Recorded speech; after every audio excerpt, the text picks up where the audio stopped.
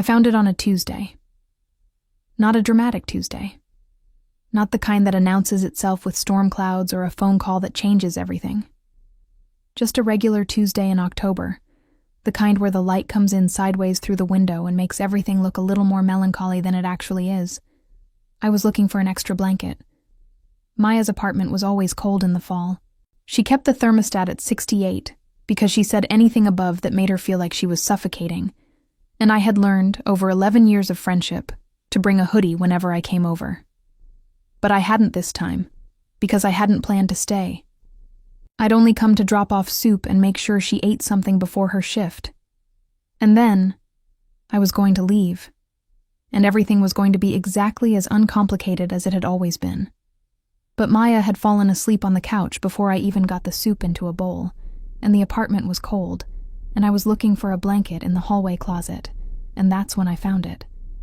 A gray sweater, folded neatly on the second shelf. I knew it wasn't Maya's. Maya didn't fold anything neatly. Maya lived in a beautiful, affectionate kind of chaos. Her shoes by the door, her books open face down on every surface, her jacket thrown over the back of whatever chair was closest.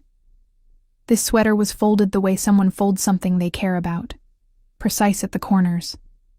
The sleeves tucked in. I pulled it out without thinking. And I stood there in that cold hallway holding it. And I'm not sure how long I stood there before I realized what I was actually doing. I was pressing it against my face. Not because I was sad. Not because I was confused. Because it smelled like her, like cedar, and something warm underneath it, something I'd never been able to name. And my entire body responded before my mind had a chance to stop it. I put it back. I put it back exactly the way I'd found it. Precise corners and tucked sleeves and everything. And I went back to the living room, and I sat on the floor next to the couch where Maya was sleeping, and I looked at my own hands for a long time. And I thought, okay, I need to figure out what that was. I need to figure out what that was, and I need to figure it out carefully, because the person that sweater belongs to is Maya's little sister, and Maya is the best friend I have ever had, and some things, once they start, don't stop just because you need them to. This is the story of how I went to take care of my friend, and ended up discovering something about myself I was absolutely not prepared for.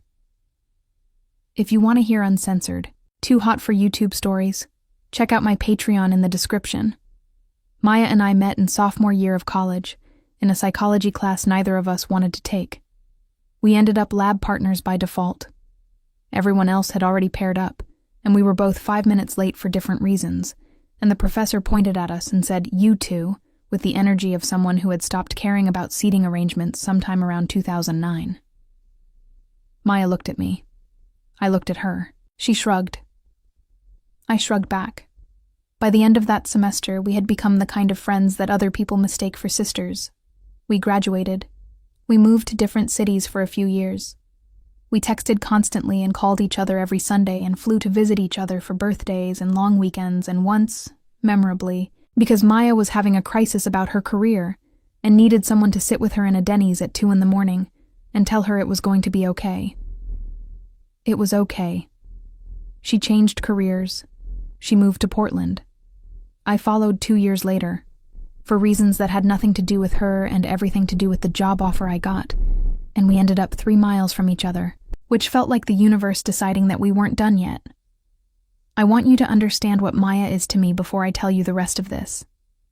She is the person who showed up at my apartment with a moving truck the first time I had to leave a place I loved.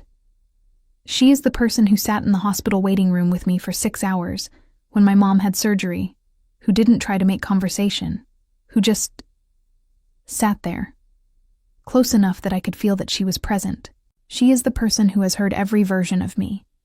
The scared version, the overconfident version, the version that cried in the car for 45 minutes over something that didn't deserve 45 minutes. And she has never once made me feel like any of those versions were too much. You love someone like that differently than you love most people.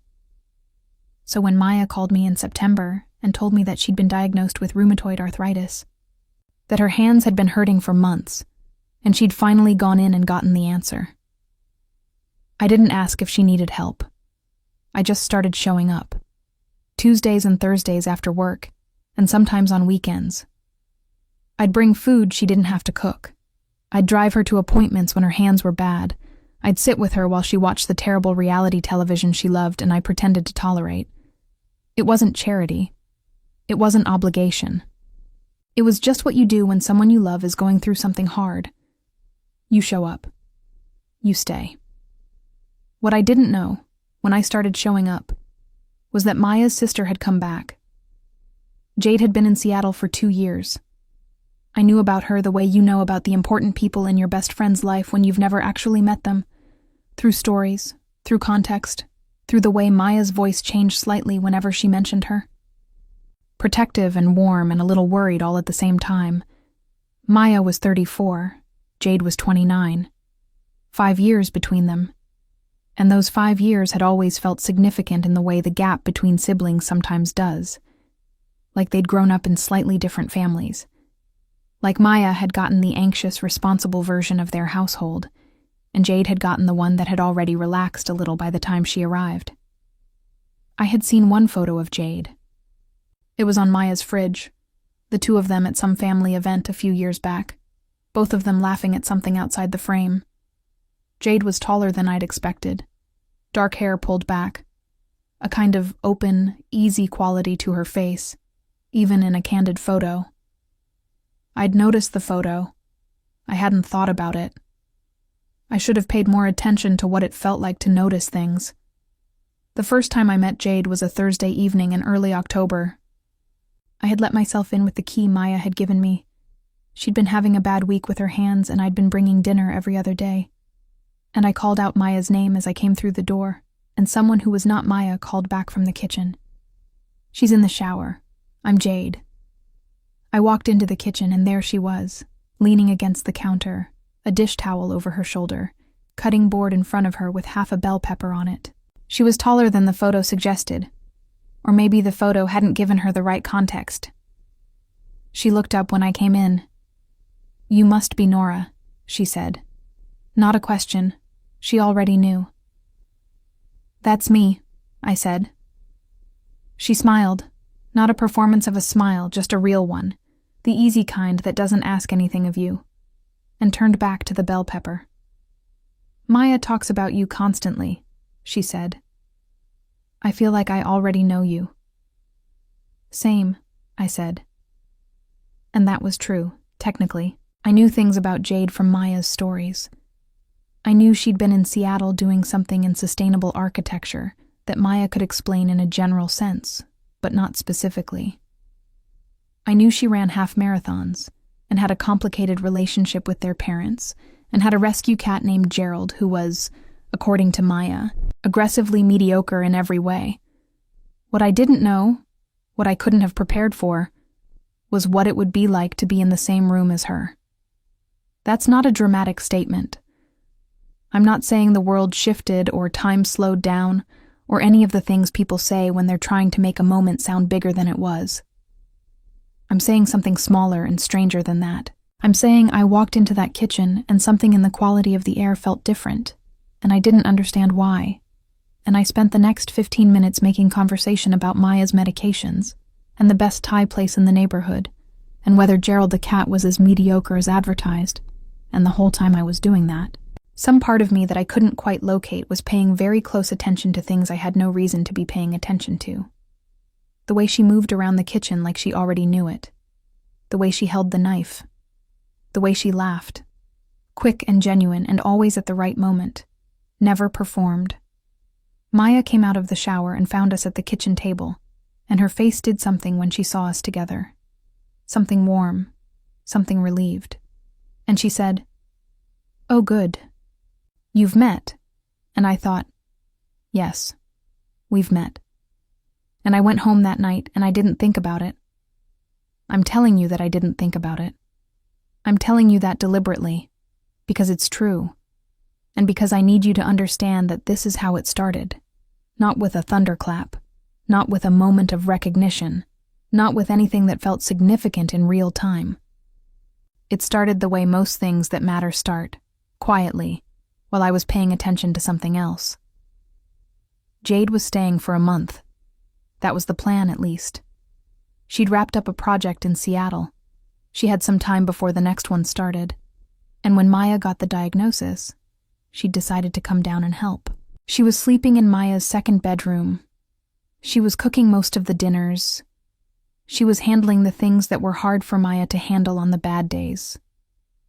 And she was there on Tuesdays and Thursdays when I showed up. At first, I told myself it was just an adjustment. The dynamic was different now. I'd been used to it being just Maya and me, the comfortable, familiar rhythm we'd established over years of friendship, the shorthand we didn't have to think about. Now there was a third person in the apartment, and that person was warm and competent and took up exactly the right amount of space, and I had to recalibrate. That's what I told myself. Recalibration. The Tuesday after I first met her, I came over with groceries and let myself in and found Jade on the living room floor, doing something that looked like yoga, but with more swearing under her breath. She looked up when I came in and said without any preamble, "I pulled something in my left shoulder and now I can't do this correctly and it's very annoying." "Are you okay?" I asked. "Fine, just annoyed." She sat up. "How was your day?" And we just talked. Well, I put the groceries away and she stretched her shoulder out and Maya was on a work call in the other room. We talked about her day and my day and the book she was reading and the fact that Portland had approximately 4,000 coffee shops, and she'd been trying to determine if any of them were actually good or if Portland people just had very confident opinions about mediocre coffee. "They have confident opinions about mediocre coffee," I said. "That's the answer. I've been here 2 years, and I've made peace with it." She laughed, and I noticed, the way you notice something without meaning to, that her whole face changed when she laughed. Not in a way that made her more or less attractive, just in a way that made her look more fully like herself. Like laughing was her most natural state, and everything else was just what she did while she was waiting to laugh again. I went home that night and thought about that laugh for approximately 40 seconds before deciding that I was tired and overthinking things and going to sleep. The Thursday after that, I came over and Maya was having a bad day with her hands, and Jade was sitting next to her on the couch showing her something on a phone, and the two of them had their heads together, and I felt something that I identified, in the moment, as tenderness. Which made sense. This was my best friend. This was her sister taking care of her. Of course I felt tender about it. It wasn't until I was driving home that I realized I didn't know which one of them I'd been feeling tender about. That was the first time I made myself stop. Not in a dramatic way. Not in a way that produced any conclusions. Just, I stopped. I sat in my car in the parking garage under my building, and I let the thought sit there with me for a moment. And then I decided it was nothing. I decided I was projecting emotions in a complicated situation because I was tired and worried about Maya and adjusting to a new dynamic, and the human brain does all kinds of interesting things when it's stressed. I went inside. I made tea. I called my friend Simone and talked about work for 45 minutes and didn't mention Jade once. The thing about telling yourself something is nothing is that it only works if it's actually nothing. Because the next week, I came over on a Tuesday, and Jade was reading at the kitchen table, and she had her glasses on. Glasses I hadn't known she wore. Rectangular frames, slightly too big for her face in a way that looked completely intentional. And she looked up when I came in and said, "Hey," in a voice that was quieter than her usual voice, the kind of voice that lives in your chest before it gets to your mouth. And I stood in the doorway for just a second longer than I needed to. Just a second. And I knew, in that second, that this was something.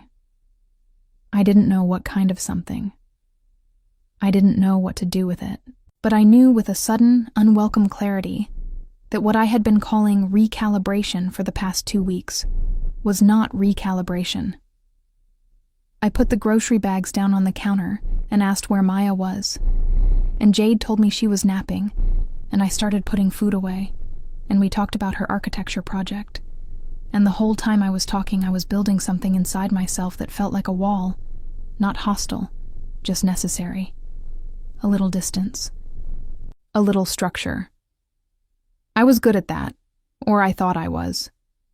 I had a history of being good at creating structure around things that made me uncomfortable. I'd always been a little better at function than at feeling. Not because I didn't feel things, but because I'd learned young that feeling things too openly had a cost, and I'd decided pretty early on that I preferred to manage the cost up front. But the thing about Jade was that she wasn't asking me to feel anything. She wasn't doing anything. That's what made it hard to argue with myself about. She wasn't flirting. She wasn't creating an atmosphere. She wasn't sending any signal that required me to have a response. She was just being exactly who she was, thoughtful and easy and genuinely, uncomplicatedly interested in other people, and I was the one with the problem. So I gave myself the problem quietly. I started noticing things I had no reason to notice.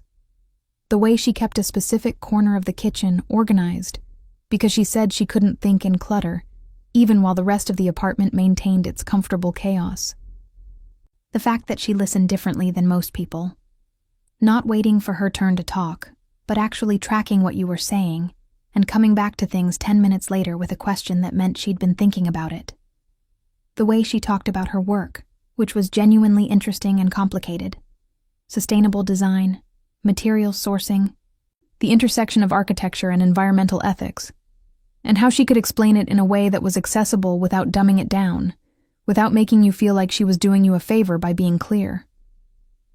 I noticed that she made coffee the same way every morning. French press, 4 minutes, no shortcuts. I noticed that she was quieter in the evenings than in the mornings. Not sad quiet, just a different kind of present. I noticed, one evening when Maya had gone to bed early and Jade and I ended up finishing the documentary, we'd all three started together. I noticed that she had a habit of pulling her feet up under her on the couch when she got comfortable, and that at some point during the movie she'd gotten comfortable, and that this proximity, which was objectively just two people sitting on a couch watching a documentary, was producing in me a steady, low-level kind of awareness that I had absolutely no business feeling. I noticed all of this, and then I went home, and I told myself it was nothing.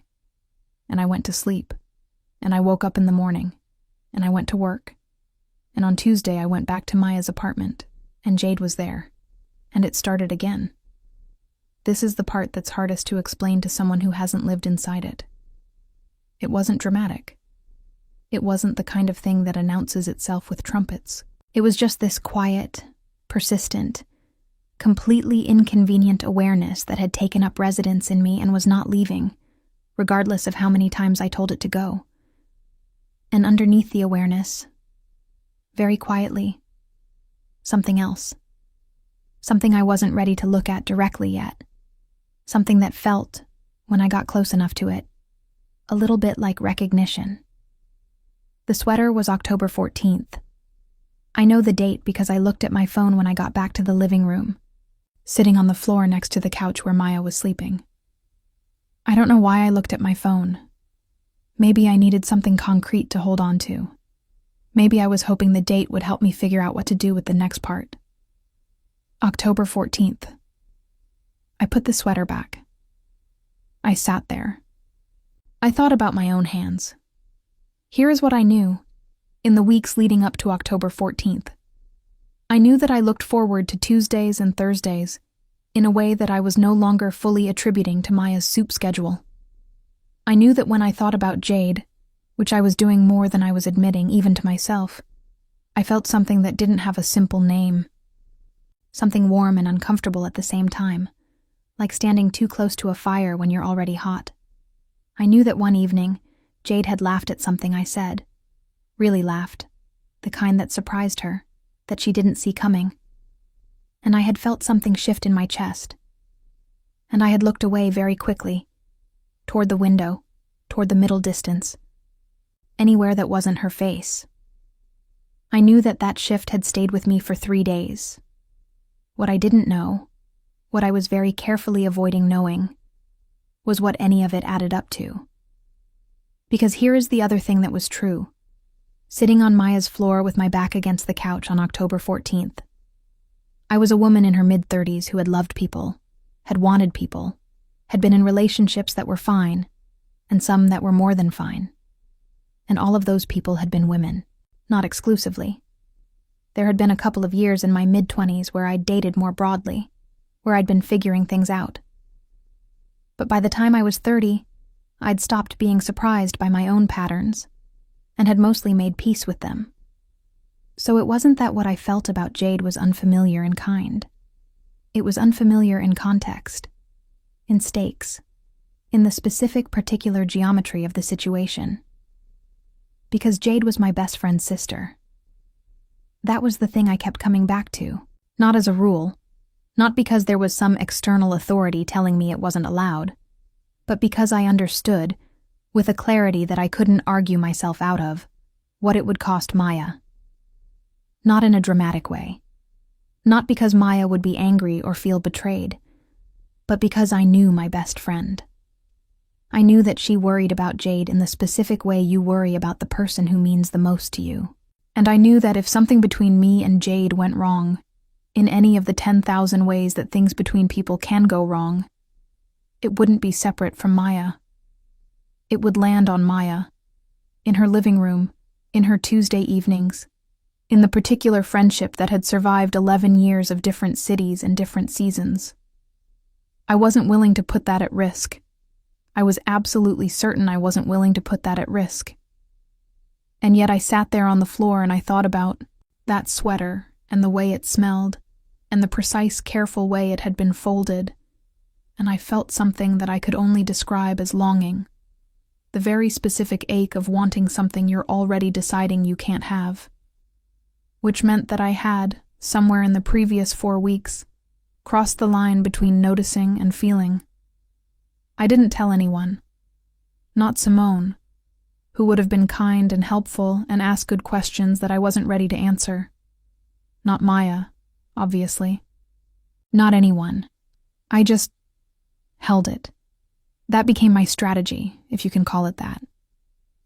I held it. I kept showing up on Tuesdays and Thursdays because Maya needed me to show up, and because stopping would require an explanation I didn't have, and because, honestly, beneath the logic, underneath the practical justification, I wasn't ready to create distance from something that had somehow, without my permission, started to feel necessary. I'm not proud of that last part. I'm just telling you the truth. Things got harder in November. In November, Maya had a particularly bad stretch. 3 weeks where her hands were painful enough that she'd had to modify her work schedule, where the medication they were trying hadn't fully kicked in yet, where she was tired and frustrated in the way that people get when they've been patient with their own body for months, and the patience is starting to wear thin. Jade stayed. The original month had extended without anyone making a formal decision about it. Jade worked remotely, her Seattle life on hold, her schedule rearranged around Maya's needs, and I came over more, not just Tuesdays and Thursdays anymore, but whenever I could, whenever Maya texted that she was having a hard day, whenever I could leave work early enough to make it over before dinner. Which meant I was spending more time with Jade. Which meant the thing I was holding got heavier. There was an evening in the 3rd week of November that I keep coming back to. Maya had gone to bed at 8:30, early, even for her bad weeks, and Jade and I were in the kitchen finishing the dishes, and the apartment was quiet in the way it gets when the city has already settled into itself for the night. We were talking about something ordinary. I can't even remember what, something about one of Maya's neighbors who had strong opinions about the hallway lighting. And I was drying a bowl, and Jade said something that made me laugh, and for a second I turned toward her without thinking. She was already looking at me, not in a loaded way, not in a way that demanded anything, just looking. The way someone looks when they've been listening, when they're paying attention, when you have, without planning for it, become someone they're glad to be in a room with. It lasted about 2 seconds. I looked back at the bowl. I kept drying it. I said something about the hallway lighting neighbor, and Jade laughed and the moment passed and we finished the dishes and said goodnight in the doorway, and I went to my car. I sat in my car for a long time. I wasn't thinking in sentences. I was just sitting with it. The specific weight of it. The 2 seconds. The way she'd been looking at me. The fact that I had turned toward her without thinking, which meant that some part of me had stopped asking permission to move in her direction. There was a question forming somewhere inside me that I hadn't been ready to ask myself. I was starting to think I might need to ask it soon. I went home. I made tea. I sat at my kitchen table and I thought about all of it with more honesty than I had allowed myself before. I thought about the past 6 weeks. The grocery runs, the dinners, the evenings, the documentary, the kitchen with the coffee press and the reading glasses, and the laugh that surprised her. The way she talked about her work with that particular combination of rigor and genuine enthusiasm that I found, I had to stop and breathe for a second, that I found really attractive. I had just used the word attractive in my own head. About Jade. About Maya's sister. Okay, there it was. Finally, honestly, undeniably. I sat with that for a while. I let it be true without immediately deciding what to do with it, which was difficult for me, because my first instinct with difficult things is always to locate the action item, the next step, the thing you can actually do. But there was no action item here. There was just this thing, this real, inconvenient, fairly significant thing that I was feeling about a person I had no business feeling it about, in a situation that made every possible forward motion complicated in ways I cared deeply about. So I just sat with it. And after a while I thought, okay, I know what this is now. I know what I'm dealing with. And I am going to have to figure out how to carry it very carefully. But before I could figure out how to carry it, it got more complicated. Because Jade knocked on my apartment door 3 days later. I hadn't known she knew where I lived. Maya must have told her at some point. I answered the door in sweatpants, which is the kind of detail that feels irrelevant and somehow isn't, and she was standing in the hallway with a container of something that turned out to be her homemade chili. And she said, with that easy openness she had, "Maya said you'd been having a rough week at work, and I made too much. I was in the neighborhood." I stood there for a second. "You were in the neighborhood," I repeated. "I was nearby," she said, with a small smile that I couldn't entirely parse. "Maya thought you might want food that wasn't takeout." I let her in. She didn't stay long, maybe 45 minutes. We ate the chili at my kitchen table and she asked about my week, and I told her about it. The project that was going sideways, the colleague who was making everything harder than it needed to be, the particular exhaustion of dealing with both at the same time. And she listened in that way she had, that full attention way that made you feel like what you were saying mattered. And she offered exactly one piece of practical advice, and then let the conversation go somewhere else. And it was really nice. That's the thing that was destroying me, honestly. It wasn't that it was complicated. It wasn't that it was fraught. It was that it was really, genuinely nice to be around her.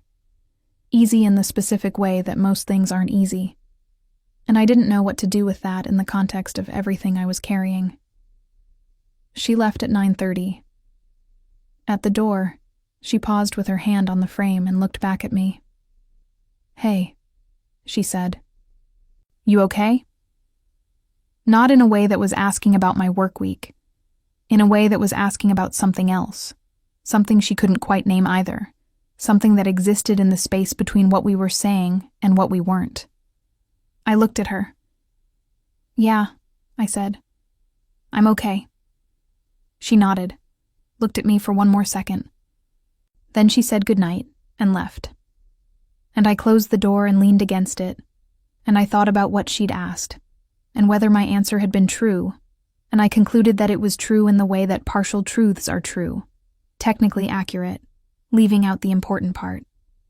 The important part was that I was okay, mostly, except for this thing I was carrying that was getting harder and harder to pretend had a manageable weight. The important part was that somewhere in the previous 6 weeks, in the Tuesday evenings and the kitchen conversations and the couch documentaries and the precise way she folded a sweater, something had grown in me that I hadn't planted, that I hadn't invited, that I didn't know how to uproot. The important part was that I was falling. Not dramatically, not all at once.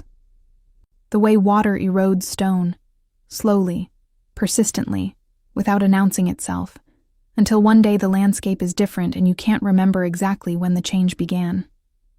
That was where I was, and I hadn't said a single word of it to anyone. The weeks between that evening and December were the strangest of my life.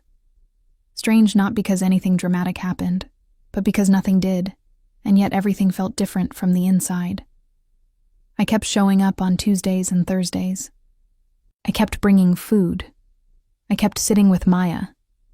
I kept being present in all the ways I knew how to be present. And I kept existing in the same space as Jade. Kept having the kitchen conversations and the movie evenings. Kept learning the small things about her that were accumulating in me like a second vocabulary. Her coffee at 4 minutes, her shoulder she pulled on the wrong stretch, the way she always asked about the person she'd talked to last, like they were still someone she was thinking about. I kept holding what I was holding, and I could feel, slowly, that the holding was changing, not breaking. I want to be clear about that. I wasn't about to say something I'd regret, wasn't about to do something reckless, but the thing I was carrying was shifting shape, getting harder to manage, getting heavier in a way that had started to affect my posture, if that makes sense. The way a very heavy thing eventually changes how you stand, even when you're trying not to let it show. There was one evening, the second week of December, when Maya fell asleep on the couch early again, and Jade and I ended up on the kitchen floor because the table was covered in Maya's craft project that she'd been doing as physical therapy, and we were eating the remnants of dinner, and the conversation went somewhere I hadn't expected. She asked about relationships. Not mine specifically, not directly. She asked in the way she asked things, which was always slightly sideways, slightly indirect, like she was leaving you space to answer differently if you wanted. She said, "Can I ask you something kind of personal?" And I said yes. And she said, "Have you been with someone here since you moved to Portland?" Maya's never mentioned anyone. I thought about the most accurate answer. "Not seriously," I said. "There was someone for a few months last year. It didn't go anywhere." "Were you sad when it ended?"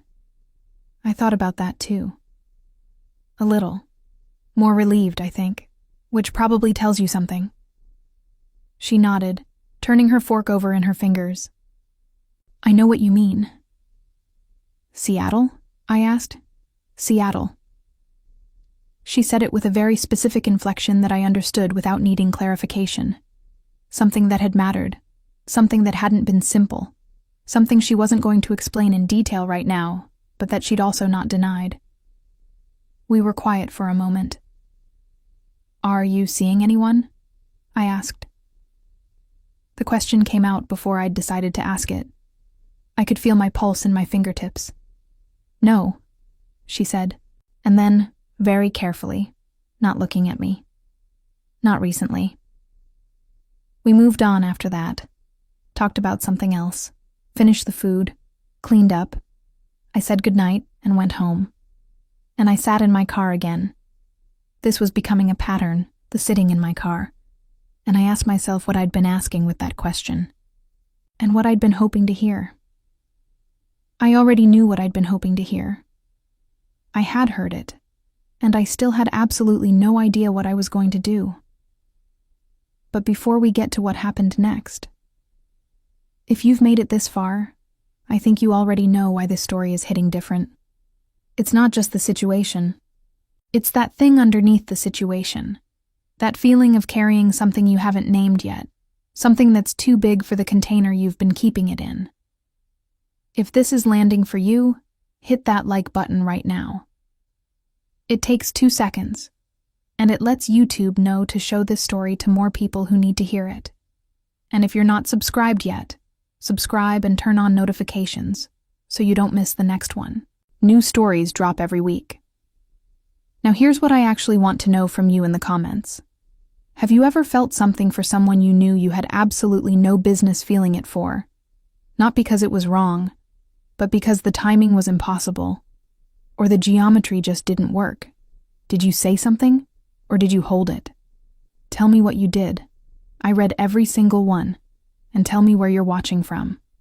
I give every city a heart. Okay, back to our story. December 19th. Jade was leaving December 22nd. She had a flight booked. Her project in Seattle was starting in January, and Maya was doing better. The medication was working. The bad stretches were getting shorter. The hands were having more good days than bad. It was, objectively, the right time for Jade to go back to her life. I knew she was leaving. I had known for 2 weeks. I had been filing that information somewhere in the back of my mind where I didn't have to look at it directly, like a piece of mail you set aside because you're not ready to deal with what's inside. December 19th, I came over for what I assumed would be an ordinary Tuesday. Maya was at a holiday party for her work, the first one she'd felt well enough to attend in months, which was genuinely a victory. Jade had encouraged her to go. I hadn't known Maya would be out when I came over. She'd texted me about the party, but I'd assumed Jade and I in the usual routine. When Jade opened the door and I asked where Maya was, she told me, and I said, "Oh, right, the party. Good for her." And I came in, and the apartment felt different with only the two of us in it. Not tense, not charged exactly, just quieter. More space in the silence. Jade made tea. We sat at the kitchen table, which was clear of Maya's craft projects for once. We talked about nothing specific. Her packing, her flight, the cat in Seattle who had been staying with a friend and would apparently require a full reacclimation period upon her return because Gerald was, as advertised, dramatically mediocre about change. And then, in a pause between one thing and another, she said, "I'm glad we got to know each other." I looked at her. "I am too," I said. I wasn't sure. At the beginning. She held her mug with both hands. "You seemed like, I don't know, like you weren't sure about me." I thought about that. "I think I was just adjusting," I said carefully. "The situation was new." She nodded. "I got that. I wasn't offended." A pause. I noticed. There was something in the word noticed that landed differently than it should have. The way she said it, quiet and specific, like she was saying something with more density than the word itself. I looked at the table. "Jade," I said. "You don't have to," she said. Not interrupting. More like she knew where the sentence was going and was giving me a way out of finishing it. I wasn't sure I wanted the way out. "I've been trying to be careful," I said. It came out more honest than I planned. "About you being Maya's sister, about what that means, about what I don't want to make complicated." A long pause. "I know," she said. "I don't know if—" I stopped. Started again. "I don't know what I'm saying." "I think you do," she said. And she said it gently, not as a challenge, just as an observation. And that was the thing. I think I did know what I was saying. I had known for weeks. I had been carrying it and arranging it and trying to figure out the geometry of it. And I had been doing it alone, quietly, carefully. And all of that carefulness had brought me to this table, in this quiet apartment, 3 days before she got on a plane. I looked up. She was watching me with an expression I hadn't seen on her before. More serious than her usual easy face. More careful. Like she was also holding something she'd been trying to manage. "I keep coming back to Tuesday nights," I said. It wasn't what I'd planned to say. I hadn't planned to say anything. "I keep coming back to this apartment, and I've been telling myself it's because of Maya. And that's true, but it's not only—" I stopped, breathed. "It's not only that." The words sat there between us. She didn't say anything for a moment. Then quietly, "I know." I looked at her. "You know." "I've known for a while." She turned her mug in her hands. "I wasn't going to. I was trying to figure out if you knew, or if you were going to get there. And I didn't want to say something and be wrong about what you were figuring out." "You weren't wrong," I said. Another silence. And here's the thing. The silence wasn't bad. It wasn't the kind of silence that swells into something unbearable. It was the kind of silence that happens when two people are both telling the truth, and neither of them knows exactly what to do next, and they are both old enough to know that that's okay. That not knowing what to do next doesn't mean the truth wasn't worth saying. "What do we do with this?" I asked. She was quiet for a long time, and I watched her think, watched her work through it with that same rigor she brought to everything, the same careful attention, and I understood, watching her, that she had also been carrying this, and that she was also figuring out the geometry. "I don't know yet," she said finally. "I'm leaving in 3 days." "I know. And there's Maya." "There's Maya," I agreed. "I don't want to—" She stopped. "I need to think about how to talk to her. I don't want to do this in a way where she feels like we went behind her back. She'd be okay with it, I think. I think she would.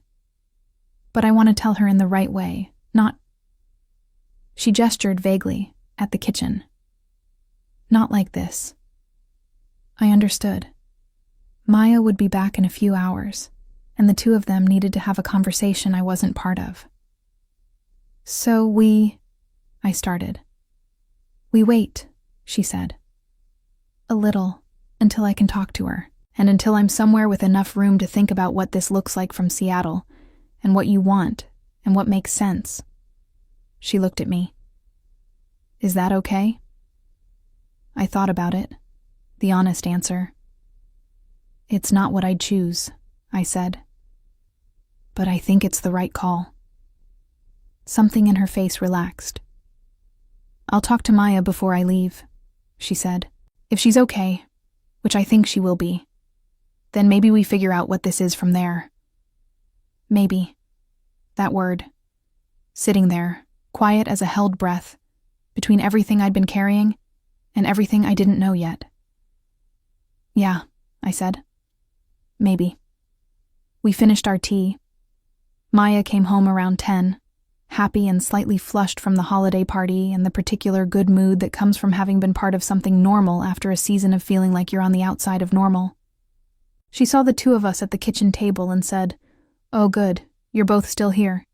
And we made room for her, and the evening went back to its ordinary shape.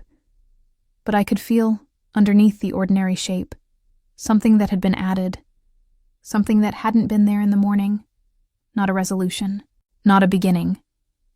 Something more like a door, cracked slightly open, enough to see that there was light on the other side, without knowing yet what the room looked like. I went home that night and didn't sit in my car. I went straight upstairs. I made tea. I sat at my kitchen table and I thought about what I'd said. I've been telling myself it's because of Maya, and that's true. But it's not only that. And I thought about the fact that I'd actually said it, out loud, to her. I thought about her face when I said it. I thought about maybe. I thought about how maybe, in the right circumstances, from the right person, at the right moment, maybe is not nothing. Maybe is very far from nothing. Maybe is sometimes the most honest word there is. Jade left on December 22nd. I didn't go to the airport. That wasn't the shape of things. We weren't there yet, and the airport felt like a gesture that would mean too much or too little depending on how you looked at it. Maya took her. I texted, "Safe travels." She texted back, "I'll be in touch." And then she was gone. And Portland was the same Portland it had always been. Cold and dark, and smelling like rain and pine. Maya talked to me on December 24th. She called in the afternoon. And I answered at my kitchen table where I'd been working on something I couldn't concentrate on. And she said, "So, Jade told me." I waited. "I'm not upset," Maya said. "I just want to be clear about that first." I let out a breath I hadn't known I'd been holding since October. "I'm not upset," she said again. I'm a little blindsided because neither of you said anything, but also, honestly, looking back, I'm maybe not surprised, and that's a weird thing to say about your best friend and your sister, but..." She paused. "You're both people I trust completely. That's kind of the whole thing, isn't it?" "I didn't know how to tell you," I said. "I wasn't even sure. For a long time I wasn't sure what it was." "I know." A pause. "What is it?" I thought about how to answer that honestly. "I don't know all of it yet," I said. "But it's something. It's real. That much I'm sure of." "Okay," Maya said. "Then I guess figure it out together. Just don't make me be the intermediary. I love you both, but I am not a group chat." I laughed. Actually laughed, for the first time in what felt like a long time. "I won't," I said. "Good." A pause. "Merry Christmas, Nora." "Merry Christmas, Maya." After I hung up, I sat there for a long time. The apartment was quiet. Outside the window, Portland was doing what Portland does in late December. Gray and damp and privately beautiful. The kind of city that doesn't try very hard to sell itself. Jade texted me that evening. Not a big thing. Just, "Maya talked to you?" I typed back, "Yeah." She was good about it. A minute passed. Then, "She usually is." Then, "I'm not sure what this looks like from here. I want to be honest about that." I read it. Read it again. Thought about what was true. Then I typed, "Me either. But I'm not in a hurry." She didn't respond right away. I put my phone down and made more tea and watched the window for a while. The dark outside, the street light, the particular quiet of a city on a holiday. My phone lit up. She'd sent 2 messages. The first one said, "I keep thinking about what you said. About it not being only because of Maya." The second one said, "I'm glad you said it." I held my phone for a moment. I typed, "I'm glad too." And that was where we left it. Not resolved. Not begun. Somewhere in the suspended space between knowing and acting. Between the truth that had been said and the future that hadn't been written. She was in Seattle. I was in Portland. 200 miles and a complicated set of circumstances and a friendship that mattered too much to be careless with. And on the other side of all of that, something I had spent the better part of 3 months trying to convince myself was nothing. It was not nothing. I knew that now. We both did. What it would grow into? Whether it had the patience for the distance, the honesty for the complication, the particular courage of 2 people trying to do something carefully in a world that doesn't always make careful things easy? I didn't know yet. I kept the Tuesday evenings open, just in case. Not as a decision about the future.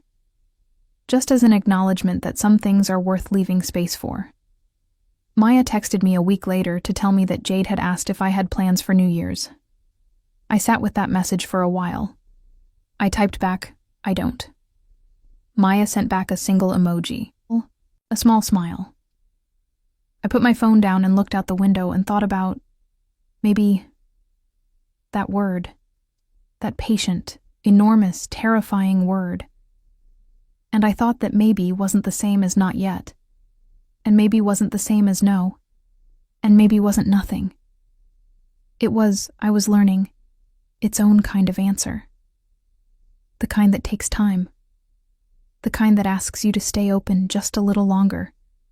To not close the door you haven't yet decided you want shut. To live for a little while in the honest, uncomfortable, quietly hopeful space of not knowing.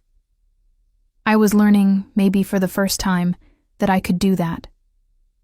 that I could hold something without gripping it, that I could want something without demanding it happen on my schedule, that some things, worth having, ask you to wait, not because you're not ready, but because the timing is its own kind of truth, and the truth is worth respecting even when it costs you something. Outside, Portland was still Portland.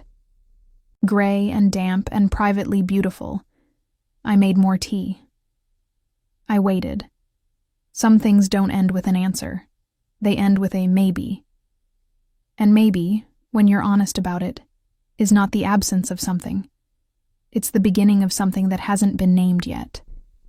If this story found you in the middle of your own maybe, write the word Espera in the comments, so I know you made it here with me. And if you want to keep hearing stories like this one, stories about the love that grows quietly, in the space between the life you planned and the person you didn't see coming, click the video appearing on your screen right now. Take care of yourself, and I'll see you in the next one. If you want to hear uncensored, too hot for YouTube stories, check out my Patreon in the description.